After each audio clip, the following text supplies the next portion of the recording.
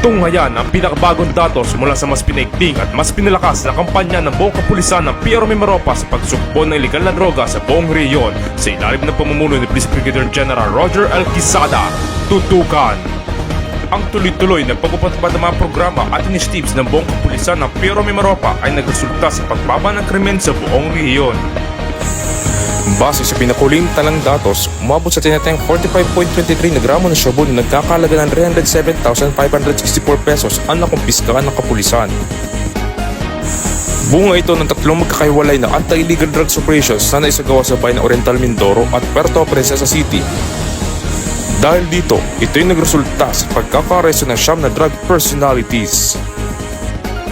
At yan ang mga huling kaganapan dito sa Police Regional Office Mimaropa sa pangunguna ng kanyang masipag at masigasig na Regional Director, Police Brigadier General Roger L. Quezada, katuwang ang Command Group, Provincial Directors, Chief of Police at iba pang unit leaders at higit kumulang na 6,000 kapulisan.